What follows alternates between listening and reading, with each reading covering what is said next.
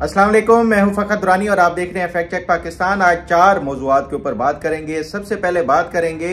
General Qamar Javed Bajwa ने इमरान खान के दौरे हुकूमत में 2 वज़रा को सिफारिश करके इमरान खान की काबीना में रखवाया था। वो कौन से 2 वज़रा थे और क्यों रखवाया था, इस पर तफसीलन बात होगी। दूसरे नंबर पर बात करेंगे इमरान खान की मिलिट्री कोर्ट में उनका ट्रायल नहीं होगा, उसकी वजूहात क्या है, तफसीलन इस हवाले से भी बात होगी। तीसरे नंबर पे बात करेंगे जस्टिस मंसूर अली शाह ने एक और ख़त लिख दिया है। 26वीं आईनी तरमीम के ऊपर सवालात उठाए हैं और उसके साथ साथ जजेस की तैनाती के लिए रूल्स बनाने का इस पे उन्होंने जोर दिया है। इसके क्या असरात होंगे, इस पे भी बात होगी। और चौथे नंबर पे बात करेंगे पाकिस्तान में 23 लाख फ्रीलांसर्स रजिस्टर्ड हैं, लेकिन उनमें से सिर्फ 38,000 के पास बैंक अकाउंट्स हैं। इसकी तफसीलात क्या है, इस पे भी बात होगी। और 5वें नंबर पे बात करेंगे सुप्रीम जुडिशल काउंसिल का इजलास हुआ। 35 जजेस के खिलाफ शिकायत के ऊपर गौर किया गया और उसमें से 30 को रिजेक्ट करके उनको निपटा दिया गया और 5 का मजीद तफसीलात और जवाब मांगा है। इस पे भी बात होगी। सबसे पहले बात कर लेते हैं इमरान खान की जो दौरे हुकूमत में ये कहा जाता था कि इमरान खान का जो हुकूमती मामलात हैं वो सारा कुछ इमरान खान नहीं बल्कि उस टाइम की जो मिलिट्री इस्टेब्लिशमेंट थी और उस टाइम के जो आर्मी चीफ थे जनरल कमर जावेद बाजवा और साथ जनरल फैज़ हमीद जो DGISI थे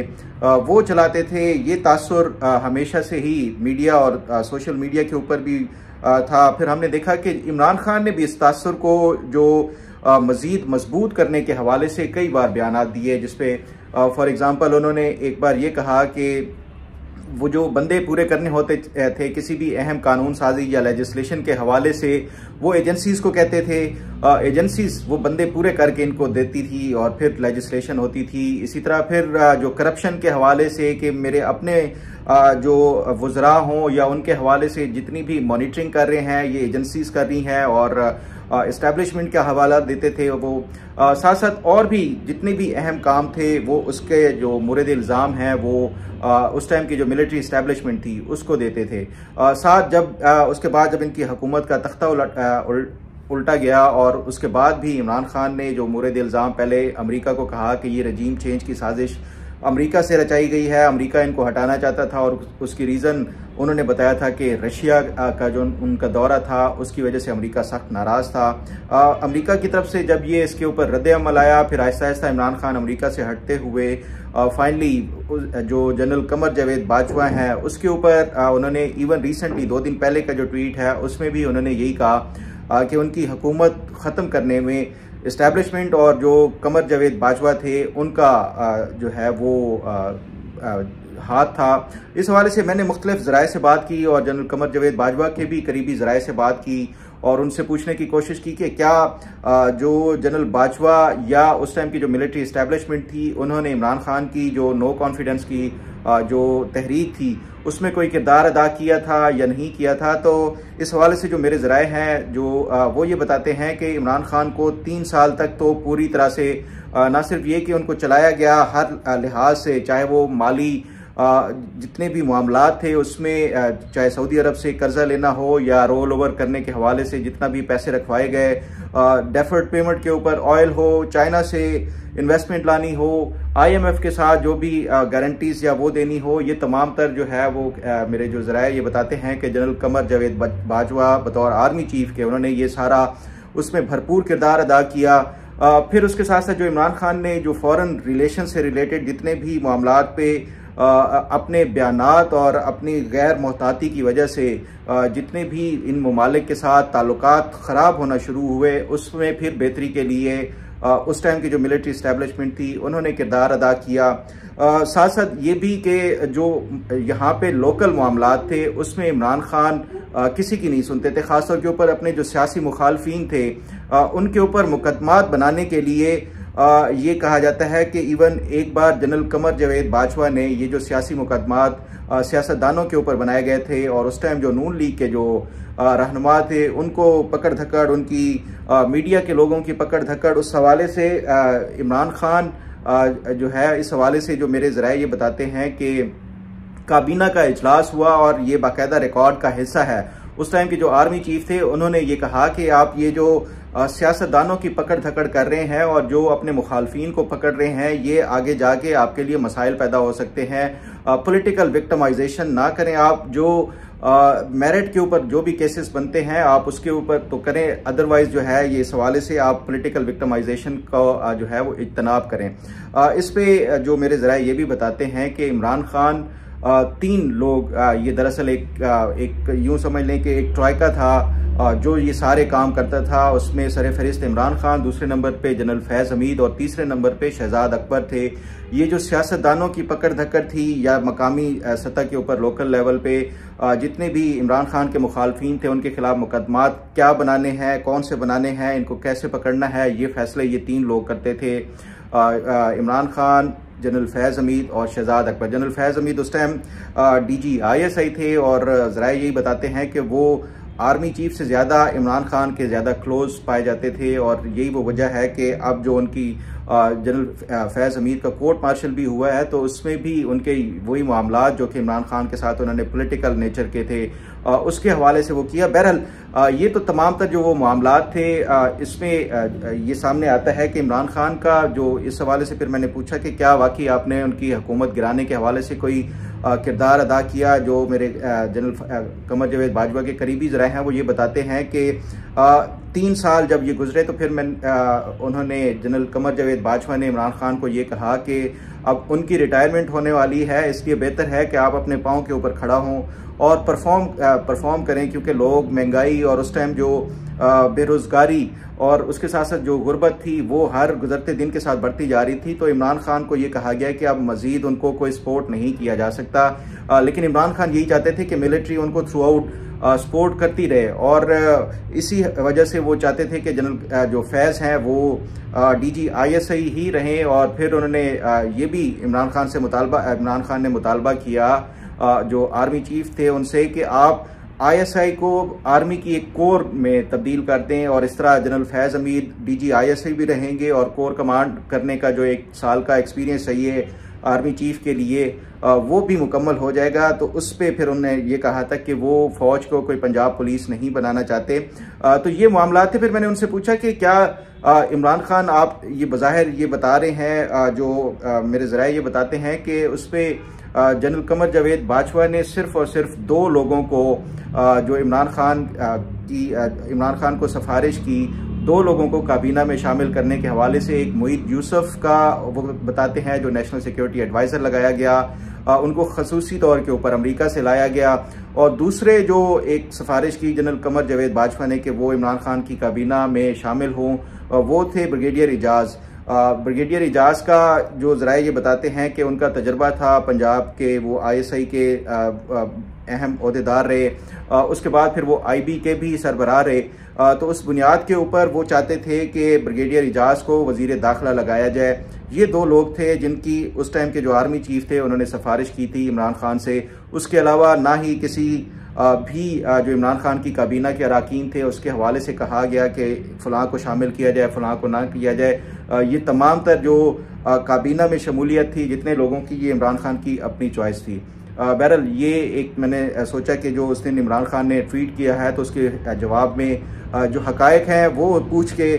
जो लोगों के साथ शेयर किया जाना चाहिए। अब ज़रा बात कर लेते हैं कि इमरान खान का मिलिट्री कोर्ट में ट्रायल होगा या नहीं होगा। मैं भी इस हवाले से बड़ी हद तक कायल था और जो अपने मुख्तलिफ वीलॉग्स थे उसमें भी ये जो मेरी ज़राए और जो मेरी इतलात थी वो यही थी कि इमरान खान के हवाले से जितने भी कनेक्शंस हैं जनरल फैज़ हमीद के वो इस्टेब्लिश हो चुके हैं। जो जनरल फैज़ हमीद से जितनी भी तहकीकात हुई हैं, जो समरी ऑफ एविडेंस का जो प्रोसेस था उसके दौरान, और अनडिनाएबल फैक्ट्स हैं। और यही वजह है कि जो फील्ड जनरल कोर्ट मार्शल में जब भी किसी को चार्जशीट किया जाता है या उनके ऊपर फर्द जुर्म आयद की जाती है, ऐसा नहीं होता कि जैसे सिविलियंस में आप किसी के ऊपर भी मुंह उठा के इल्ज़ाम लगा दें। यहाँ पे जो आर्मी में जब तक के अनडिनाएबल एविडेंसेस और फैक्ट्स ना हो तब तक ये चार्जशीट नहीं किया जाता और ना ही फर्द जुर्म आयद की जाती है। और फिर ख़ास तौर के ऊपर जनरल फैज़ हमीद जैसा इन्फ्लुएंशियल और ताकतवर अगर कोई जर्नेल हो तो उसके खिलाफ तो वैसे भी नहीं। तो उस बुनियाद के ऊपर जो मेरी इतलात यही हैं कि जनरल फैज़ हमीद और इमरान खान के ना सिर्फ ये कि बाकायदा कनेक्शंस और रवाबित साबित हुए हैं, उसके साथ साथ जनरल फैज़ हमीद के बुशरा बीबी के साथ भी अनडिनाएबल और कई मरतबा के मतलब मल्टीपल जो है उनके रवाबित वो साबित हो रहे हैं। तो ये जो सुप्रीम कोर्ट का कल फैसला आया है उसके बाद ये एक रास्ता खुल जाता है इमरान खान का मिलिट्री कोर्ट में ट्रायल करने के हवाले से, क्योंकि जनरल फैज़ हमीद के ऊपर चार्जशीट हो चुकी है, इसलिए उनके साथ तो ये ट्रायल नहीं हो सकता। फिर जो मेरी इतलात यही थी कि उनको को अक्यूज के तौर के ऊपर अलहदा से इनके ऊपर चार्जशीट की जाएगी और अलहदा से इनका मिलिट्री कोर्ट में ट्रायल किया जाएगा। मेरे ज़राए अब भी ये दावा करते हैं कि ये इमरान खान का मिलिट्री कोर्ट में जो है वो ट्रायल होगा। ताहम एक अहम जो सोर्स है उससे बात हुई, वो ये बताते हैं कि जनरल फैज़ हमीद का मिलिट्री कोर्ट या जो कोर्ट मार्शल है वो करना एक डिफरेंट चीज़ है, लेकिन एक साबिक वज़ीर आज़म और उसके साथ साथ ये भी कि एक इमरान खान जैसा जो लीडर है उसका मिलिट्री कोर्ट में ट्रायल बड़ा मुश्किल हो जाएगा। नो डाउट कि इमरान खान के खिलाफ तमाम तर एविडेंसेस और सबूत भी हैं, लेकिन उसके साथ साथ अगर मिलिट्री कोर्ट में इनका ट्रायल होता है जो एक परसेप्शन क्रिएट होगा कि पाकिस्तान 100% जो है एक सिक्योरिटी स्टेट और एक मिलिट्री स्टेट बन चुका है और इंटरनेशनल लेवल के ऊपर हुकूमत पाकिस्तान और फौज के ऊपर भी दबाव बढ़ सकता है कि इमरान खान का मिलिट्री ट्रायल हो रहा है। इसीलिए अभी तक ये फैसला नहीं किया जा सका और अभी तक 50-50 जो चांसेस हैं इमरान खान का मिलिट्री कोर्ट में ट्रायल हो भी सकता है, नहीं भी हो सकता। ये गेज करना बड़ा जो है वो कहते हैं कि एक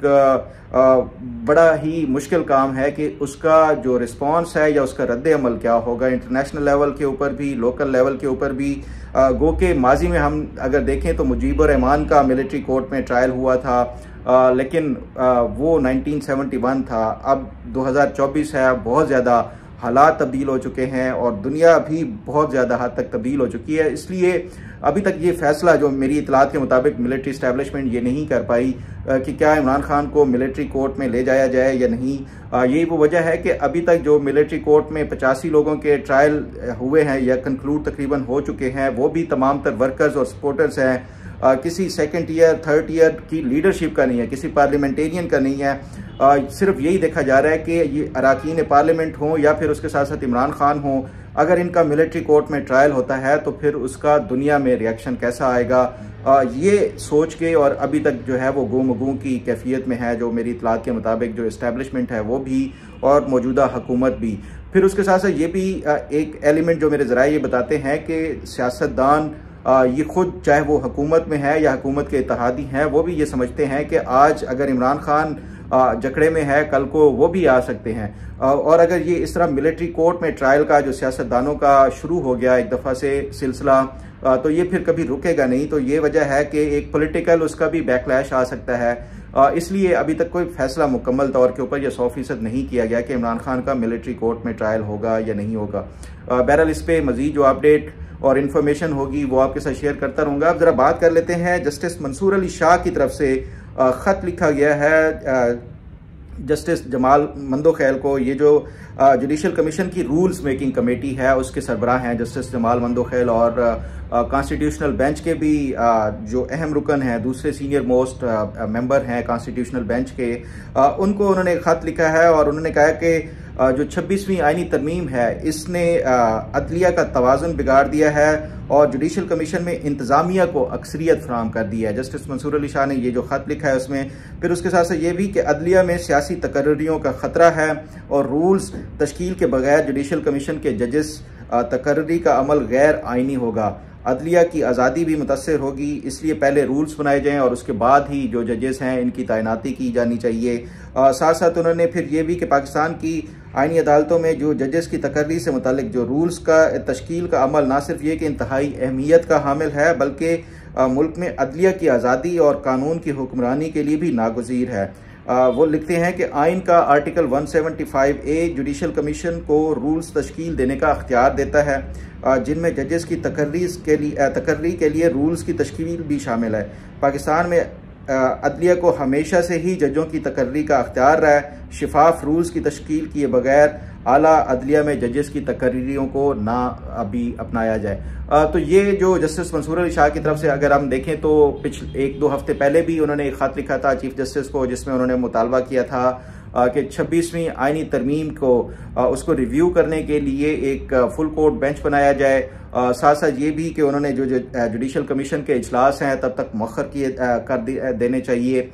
उसका हमने देखा था कि जुडिशल कमीशन का इजलास हुआ, जस्टिस मंसूर अली शाह का ये जो मुतालबा था वो रद्द कर दिया गया और चीफ जस्टिस याया अफरीदी की तरफ से ये क्लैरिफाई कर दिया गया और क्लियर कर दिया गया कि ये जो आईनी मामलात हैं, चाहे वो 26वीं आईनी तरमीम के हवाले से हो, वो कॉन्स्टिट्यूशनल बेंच उसको देखेगा और कॉन्स्टिट्यूशनल बेंच में ये मुकदमा कब सुना जाना है, ये कमेटी जो कॉन्स्टिट्यूशनल बेंच की है वो ही इसके हवाले से कोई फैसला करेगी। फिर हमने देखा कि जस्टिस अमीनुद्दीन खान जो कॉन्स्टिट्यूशनल बेंच के सरबराह हैं, उन्होंने जो कल समाअत हुई मिलिट्री कोर्ट में ट्रायल के हवाले से सिविलियंस की, उसमें भी उन्होंने अंदिया दिया कि वो मौसम सरमा की छुट्टियों के बाद जनवरी में ये जो 26वीं आईनी तरमीम है उसको वो टेकअप करेंगे और इसके हवाले से बाकायदा रिव्यू किया जाएगा और देखा जाएगा कि क्या 26वीं आईनी तरमीम आईनी तौर के ऊपर क्या ये बुनियादी जो आइन का स्ट्रक्चर है उसके खिलाफ तो नहीं है, या जो बेसिक जो फंडामेंटल राइट्स हैं उसकी कोई इसमें तो खिलाफ वर्जी नहीं हो रही। इस बुनियाद के ऊपर इसको वो देखा जाएगा। तो ये जो 26वीं आईनी तरमीम है, जस्टिस मंसूर अली शाह ने पहले भी खत लिख के एक डिबेट जनरेट करने की कोशिश की है और अब दोबारा से जो है ये इन्होंने एक खत लिख के दोबारा से डिबेट जनरेट करने की कोशिश की है। मैं नहीं समझता कि इसके ऊपर कोई अमल दरामद हो सकता है। जो जजेस की अपॉइंटमेंट के लिए जो रूल्स हैं, मेरा ख्याल है कि ये बहुत जल्द वैसे ही बन जाएंगे और इस हवाले से ये जो जस्टिस मंसूर अली शाह 26वीं आईनी तरमीम के तहत वो कहते हैं कि अदलिया में जो तैनाती है वो एग्जेक्टिव को वो दे दिया गया है। तो जस्टिस मंसूर अली शाह मैं समझता हूँ कि वो बड़ा आइन और कानून को समझते हैं, लेकिन उनको ये भी समझना चाहिए कि जो पाकिस्तान में पार्लिमानी जो निज़ाम हुकूमत है, ये आप जो कंप्लीट ट्राइकॉटमी ऑफ पावर जो होती है वो प्रेसिडेंशियल फॉर्म ऑफ गवर्नमेंट में तो होती है कि जहाँ पे अदलिया के जो अख्तियारात हैं वो बिल्कुल सेपरेट होते हैं। जो सदर के या जो एग्जीक्यूटिव होते हैं इंतज़ामिया के, उनके अख्तियारात टोटली डिफरेंट होते हैं और उसके साथ साथ जो पार्लिमान है या लेजिस्लेचर है उनके अख्तियारात डिफरेंट होते हैं। ये अमेरिका में हम देखते हैं कि जो सदर है वो अपने उनकी इंतज़ामिया और सारा कुछ होता है, जो उनकी पार्लिमान है वो भी इतनी ही पावरफुल है और उसके साथ साथ जो जुडिशरी है वो भी उतनी ही। लेकिन जो पाकिस्तान में जो फॉर्म ऑफ गवर्नमेंट है वो जो इसमें पार्लिमानी निज़ाम हुकूमत है, तो पार्लिमानी निज़ाम हुकूमत में अगर हम देखें तो जो अदलिया है वो तो सेपरेट होती है, लेकिन उसके साथ जो इंतज़ामिया और लेजिस्लेचर है वो इंटरकनेक्टेड होती हैं, क्योंकि जो लेजिस्लेचर से जिसकी मेजॉरिटी होती है वही हुकूमत में होता है और हुकूमत और जो इंतज़ामिया और लेजिस्लेचर होते हैं वो दोनों मिल के ही काम करते हैं। जब इंतज़ामिया के पास जो लेजिस्लेचर का जो कॉन्फिडेंस होता है वो ख़त्म होता है तो ऑटोमेटिकली वैसे ही हुकूमत ख़त्म हो जाती है। हमने देखा इमरान खान के दौरे हुकूमत में जो उनके खिलाफ नो कॉन्फिडेंस मोशन हुआ। तो ये जो जस्टिस मंसूर अली शाह कह रहे हैं कि इंतज़ामिया का जो अमल दखल है वो बढ़ जाएगा, इंतज़ामिया नहीं बल्कि ये लेजिस्लेचर भी साथ है। तो इसलिए ये जो जस्टिस मंसूर अली शाह की मंतक है, मैं समझता हूँ कि ये बिल्कुल दुरुस्त नहीं है। जो अदलिया की तैनातियों के हवाले से कि इंतज़ामिया का अमल दखल बढ़ गया है, ये पार्लिमान इसका जो है सबसे ज़्यादा इसमें मैं समझता हूँ कि उसका किरदार है। बहरहाल इस हवाले से मज़ीद जो अपडेट होगी वो आपके साथ शेयर करता रहूँगा। अब ज़रा बात कर लेते हैं जो पाकिस्तान में 23 लाख के करीब फ्रीलांसर्स हैं जो कि रजिस्टर्ड हैं, लेकिन जो हैरानकुन बात है वो ये है कि इन 23 लाख में से जो जिनके पास बैंक अकाउंट्स हैं वो सिर्फ और सिर्फ 38,000 हैं। ये आज एक खबर छपी है जिसमें ये बताया गया है कि वफाकी वज़ीर ख़जाना मोहम्मद औरंगज़ेब की ज़ेर सदारत वज़ीर आज़म ने जो एक कमेटी बनाई हुई थी IT बरामदात के हवाले से, उसका इजलास हुआ और उस इजलास में ये इंकशाफ हुआ है कि पाकिस्तान में इस टाइम जो IT के हवाले से जो फ्रीलांसर्स हैं वो 23,20,000 हैं, लेकिन उसमें से सिर्फ और सिर्फ 38,000 अफराद के पास जो हैं वो बैंक अकाउंट्स हैं, बाकियों के पास बैंक अकाउंट्स ही नहीं है। तो ये जो IT के बरामदात के हवाले से ये जितनी भी फाइनेंशियल ट्रांजैक्शंस और ये जो मामलात माली मामलात हैं, अगर बैंक अकाउंट्स ही ना हों तो ये फिर कैसे मामला चल सकते हैं। यही इसी वजह से हुकूमत ने और जो वज़ीर ख़जाना है उन्होंने ये भी कहा, जो अहकाम जारी किए हैं कि जो ज़्यादा से ज़्यादा जो फ्रीलांसर्स हैं उनको बैंक अकाउंट्स खोलने के हवाले से वो किया जाए, उनको कहा जाए, और उसके साथ साथ ये भी टारगेट दिया गया कि डेली बेसिस के ऊपर 500 के करीब बैंक अकाउंट्स इन फ्रीलांसर्स के ओपन किए जाएं। साथ ही ये भी इस हवाले से भी वो किया गया कि जो इंटरनेशनल जो जितनी भी फाइनेंशियल ट्रांजैक्शंस हैं वो पाकिस्तान के हवाले से बड़े मसाइल होते हैं, और इस हवाले से फिर ये भी कहा गया मुतल्लिका हुकाम को कि पाकिस्तान में पेपाल सर्विस लाने के हवाले से भी इसका बंदोबस्त किया जाना चाहिए। बहरहाल इस पे मजीद जो अपडेट होगी वो आपके साथ शेयर करूंगा। अब जरा बात कर लेते हैं कि जुडिशल काउंसिल का इजलास हुआ, सुप्रीम जुडिशल काउंसिल का, जिसमें जजेस के खिलाफ रेफरेंसेस या दरखास्तें जो दायर की गई हैं उनका जायजा लिया गया है। और जस्टिस याया अफरीदी की सरबराही में ये जो सुप्रीम जुडिशल काउंसिल है उसमें चीफ जस्टिस होते हैं 2 सीनियर मोस्ट जजेस, जस्टिस मंसूर अली शाह और जस्टिस मुनीब अख्तर, फिर उसके साथ साथ जो 2 हाई कोर्ट के जो सीनियर मोस्ट जजेस होते हैं वो इस टाइम इस्लामाबाद हाई कोर्ट के चीफ जस्टिस आमिर फारूक, और उसके साथ जो बलूचिस्तान हाई कोर्ट के जो चीफ जस्टिस हैं इनकी सरबराही में ये इजलास हुआ, और इसमें 35 जजेस की खिलाफ जो शिकायत थी उसका जायजा लिया गया है। और इस जो जुडिशल काउंसिल का जो एक एलामिया जारी किया गया उसके मुताबिक 30 जो दरखास्तें थी उनको वो निपटा दिया गया है बगैर किसी कार्रवाई के। 5 दरखास्तें हैं वो उनके ऊपर मजीद जवाबात और मजीद जो है वो इंफॉर्मेशन लेने के लिए कहा गया है। तो ये इसमें ये जो एलामिया जारी किया गया ये नहीं बताया गया कि किस किस जज के खिलाफ शिकायत आई हैं और कौन कौन से रिजेक्ट हो गए हैं और कौन से 5 जो दरखास्तें या शिकायत हैं उनके ऊपर मजीद आगे जो जवाबात मांगे गए हैं और वो कौन से जजेस के खिलाफ हैं। बहरहाल इस पर मजीद मेरी कोशिश होगी कि ये भी जान के और इन्फॉर्मेशन लेके आपके साथ शेयर कर सकूँ। उम्मीद है आपको आज का प्रोग्राम भी पसंद आएगा। अल्लाह ताला आपका हामी नासिर हो। अल्लाह हाफिज़।